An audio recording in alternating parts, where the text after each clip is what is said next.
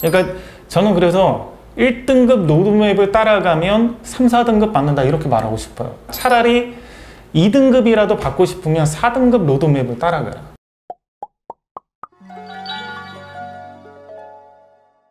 안녕하세요, 배치동 캐슬입니다. 오늘도 제 옆에는 여러분들에게 수학 이야기를 많이 해주실 수 있는 선생님 한 분을 모셨습니다. 안녕하세요. 안녕하세요. 소개를 부탁드릴게요. 안녕하세요. 27년간 학생들에게 수학을 가르치고 있고 그리고 수학 관련해서 글을 쓰고 있는 작가 유승재입니다. 반갑습니다. 안녕하세요. 저희 유승재 선생님께서 여러분들에게 해주실 수 있는 얘기가 많은 게 뭐냐면, 일단 수학과를 나오셨죠? 고등학생을 가르치셨죠? 중학생도 가르치시죠? 자녀가 3명이 있어서 초등학생, 중학생의 그 시나리오를 다 아시잖아요. 이렇게 처음부터 끝까지 다 알고 계시는 분이 아주 많지는 않거든요. 그렇기 때문에 여러분들에게 초중 때 뭘 준비해야 되는지에 대한 이야기를 해보도록 하겠습니다. 첫 번째로는 결국 우리가 이 공부하는 거 고등학교 가서 1등급 받으려고 하는 건데, 실은 그 1등급을 받기 위한 로드맵이 존재하나요? 1등급을 받는 로드맵이 있죠. 교육 전문가들이 이렇게 선행은 이렇게 나가야 되고 심화는 이렇게 해야 되고 그리고 어렸을 때 이렇게 하면 1등급을 받을 수 있다, 이런 얘기 많이 하죠. 그렇죠. 근데 이제 보통 고등부에서 수학을 가르치는 선생님들 보면 그런 로드맵대로 한 학생들을 가르치면서 많이 혼내거든요. 왜요? 하나도 모르니까 애들이. 그래서 선생님들이 수업을 하다 보면 얘네들은 로드맵대로 공부를 했는데 아는 건 없고 아는 건 없어서 처음부터 다시 해야 되는데 또 여러 바퀴는 또 돌았어 애들이. 그러다 보니까 또 수업에 또 집중해서 안 듣고 구멍은 구멍대로 있고 그리고 수학에 대한 정서도 안 좋고 그런 현상이 벌어지니까 이제 고등부 선생님들 같은 경우는 차라리 선행하지 말고 와라, 그게 낫다, 그런 얘기도 많이 하죠. 애매하게 배워와서 수업에도 집중은 안 하고 실력을 없을 바에 아예 선행을 안 하고 와서 깨끗하게 배워라. 그렇죠. 백지에서 배우는 게 낫다, 그런 얘기 하는데, 일단 이제 그 학부모님들이 생각을 할 게, 우리가 이제 고등급제에서 1등급은 4%잖아요. 이렇게 공부해야지 1등급이 된다라는 말은 이렇게 공부한 아이들을 봤더니 4% 안에 들더라 라는 말이에요. 저는 경험적으로 아이들 가르쳐 보니까 그래도 중학교 때 고2 과정, 수투까지 아이들이 튼튼하게 선행을 했던 아이들이 결국에는 1등급 받는 경우가 많더라고요.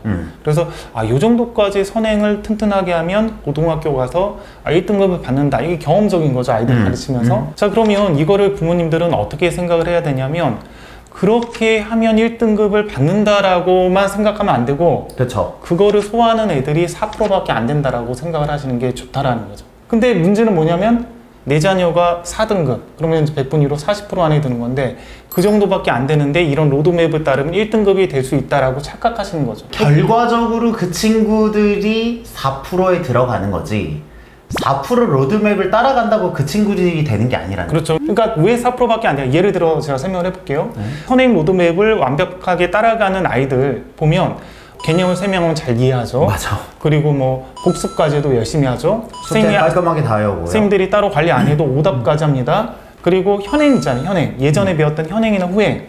그런 것들은 학교 수업부터 굉장히 충실하게 들어요. 근데 이제 4%에 들어갈 수 없는 아이들이 그 로드맵을 따라가면 어떤 현상이 벌어지냐면 현행할 때 이래요. 선생님, 저 개념 하나도 몰라, 다 까먹었어요.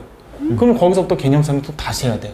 그러니까 그런 현상이 벌어진다는 거예요. 그러니까 저는 그래서 1등급 로드맵을 따라가면 3, 4등급 받는다, 이렇게 말하고 싶어요. 차라리 2등급이라도 받고 싶으면 4등급 로드맵을 따라가라. 차라리. 그러니까 예를 들면 제가 가르친 아이들 중에서 보면 제가 이제 좀 오랫동안 가르친 아이들이 좀 많아요. 그쵸. 상대적으로. 왜냐면 이제 모든 학년을 강의를 할 수 있으니까. 그쵸. 어떤 학생 같은 경우는 초등학교 한 5학년 때 다녔는데 제가 봤더니 한 4, 5등급 딱 보면 애 수준이 4, 5등급 각이에요. 딱 뭐 습관도 좀 안 돼 있고 디딤돌 응용 정도 교재를 소화하지만 그것도 오답도 많이 생기고 계산 실수도 막 이것저것 많은 거예요. 그래서 얘를 4등급 로드맵으로 가야겠다. 제가 이제 시킨 게 일단 초등학교 때 개념 독학은 시켜야 된다. 안 그러면 스포자 된다. 왜냐면 개념을 텍스트를 읽고 이해하는 연습들을 가져야 고등학교 갈 때 애가 강의로 수업을 들어도 따라간다, 이 아이들. 그래서 그거 시키면서 엄마한테는 논술학원 보내라. 독서 논술학원. 독서 논술 학원을 보내라. 읽기하고 쓰기를 시켜라. 그래서 뭐 그거 보내고 그 다음에 이제 진도는 차근차근 나가고 그 다음에 이제 심화는 얘가 할 수 있는 만큼 조금씩 그러니까 최상의 S를 굉장히 힘들게 조금씩 시켰어요. 초등부를 힘들게 끝내고 가서 중학교 1학년 1학기를 가니까 아니나 다를까 언어 능력 떨어지면 연산에서 무너지거든요. 그러니까 연산에서 무너져서 연산 교재부터 해가지고 굉장히 또 천천히 차근차근 시켰어요, 얘를. 문제집은 뭐 시키셨어요? 일단 연산 문제집 하나 시켰고, 네, 연산 하나 하고 개념 교재를 쉬운 교재를 하나 시켰어요. 개념 교재. 쉬운 뭐 개념 플러스 유형 라이트 정도 수준의 라이트. 그 정도 파워도 아니고 그 정도 수준의 교재들 있죠. 있네. 그 정도 수준의 뭐 체크라든지 신수학의 바이블 뭐 있어요. 그 라인의 교재들을 시키고 그거 끝나면 어려운 개념 교재 그거보다 개념 원리 정도. 네. 개념 원리 정도 개념 교재를 시키고 이게 넘어가는 구조로 넘어갔어요? 넘어갔어요. 왜냐면 4등급 로드맵의 핵심은 뭐냐면 개념만 튼튼하게 하고 일단 넘어가는 게 핵심이에요. 그 정도 하고 넘어가고 1학년 2학기 같은 경우는 이제 연산은 필요 없잖아요, 보통. 네. 그래서 1학년 2학기 같은 경우도 개념 교재 2권만 시키고 넘어갔어요. 넘어가요? 넘어가니까 뭐가 되냐면 진도가 어느 정도 빨리 나가잖아요. 네. 일단 수학 못한 애들은 유형별 교재만 안 해도 진도 빨리 나가거든요. 그렇죠. 그래서 그 정도 하고 넘어가고 2학년 1학기 때 되니까 업그레이드 시킬 시점이 왔다 그래서 똑같이 이제 개념 교재 한 다음에 얘는 유형별 교재도 하고 일품까지 시켰어요. 2학년 1학기 내신 대비도 2학년 1학기부터는 일품을 시켰어요. 일품 정도까지는 얘가 좀 힘들어 하는데 시켰고 2학년 2학기는 또 도형이니까 고등학교랑 직접적으로 연관이 없잖아요. 그래서 2학년 2학기는 개념 교재하고 유형별 교재까지만 하고 넘어가고 그 얘가 이제 중학교 3학년 과정을 들어갈 때쯤 되니까 한 단계 더 성장하는 거예요. 아, 드디어 왔다. 블랙라벨. 그래서 진짜요? 블랙라벨까지 이제 3학년 1학기를 시키니까 곧잘 따라와요.